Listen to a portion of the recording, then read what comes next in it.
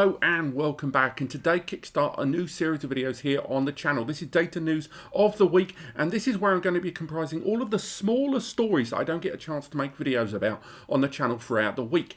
This is going to be where all of the stories that you guys send me or that prop up on my feed that I just can't squeeze into one of my daily videos. And in today's video, we're going to be talking a lot more about cryptocurrency than normal. So don't worry, it's not always going to be about cryptocurrency, but today there are two lovely little stories that you may not have heard of. Let's go straight into this. First and foremost, Backblaze.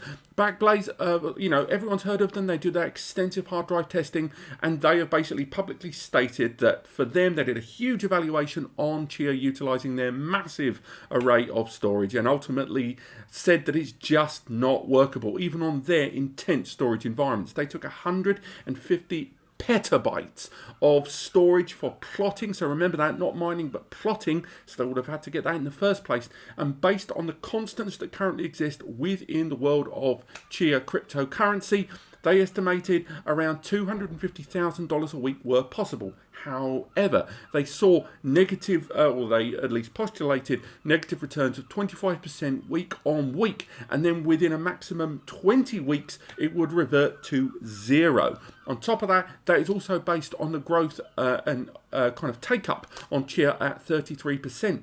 A week on week. So the result would be that even with their massive resources on hand, you would need to, even at 150 petabytes, they said that within that period it would result in nothing in the current generation of Chia as it stands right now. So again, if they can't coin it up with that massive arrangement to start with already there, it's not looking great for Chia generally in the short run. Next up, I want to talk about QNAP. QNAP are dropping Surveillance Station. You may or may not have heard about this. There was whispering about it, but it's pretty much official.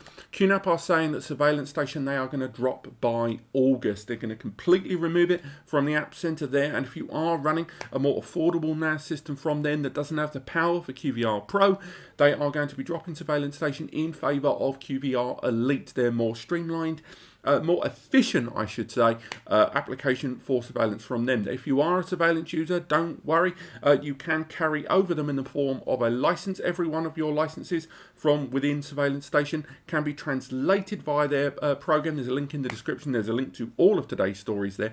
You can translate them all into 3-year licenses with QVR Elite, but still nonetheless, QVR Elite, after that, and if you are a new occupier of QVR Elite, do bear in mind the new licenses do arrive with a $1.99 per month charge month on month for that surveillance system. So I know a number of users that are probably using the more arcane Surveillance Station application are maybe hesitant to move over to QVR Elite. It is a better program, I've got to say, but I'm not sure how I feel about that 3-year licensing stuff, so it'd be interesting to see how that pans out. Next up is another cryptocurrency story, but this time involving Bitcoin. A chap called James Howell effectively lost 7,500 Bitcoins way back in the early 2010s, and this guy is basically trying to get them back. He threw away an old hard drive. He had an old PC that had, 7,500 Bitcoins, which translates currently to 275 million pounds in Bitcoin, and he has a plan utilizing X-rays and AI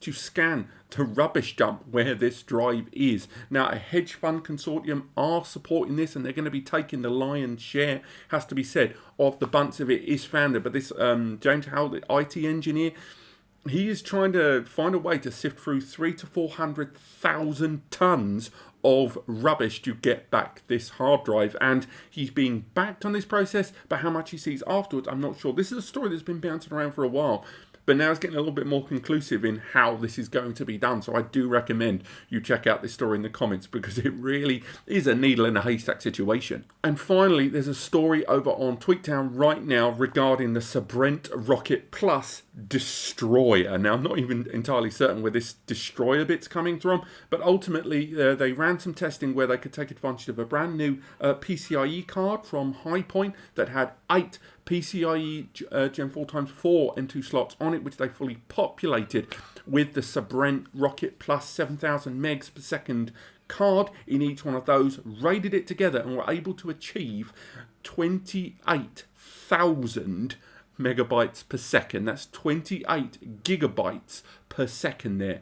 How crazy is that on this card? Now, it has to be said, they achieved that in just a RAID 0 configuration. They achieved it on these SSDs together at $8,000 just in storage media, and just over another $2,000 just for the card itself. But I really do recommend you check it out, because although this is hardly a conventional setup, they're using a high point card and these Sabrent NVMe's, it's still an insanely impressive feat for this PCIe card over PCIe 4 to deliver this insane throughput. And there you go, that's the roundup of the stories that I could not cover in videos this week. So I hope this new series of videos where I'm going to be chucking these stories at you in this kind of bullet point form will be helpful to you. I do recommend you go to the description where I have links to all of the stories today from the sources we've got them. And again, we're going to try to do a video like this every single week. It might be me, it might be Eddie, but otherwise every week giving you the new stories in data of the week. I will see you next time.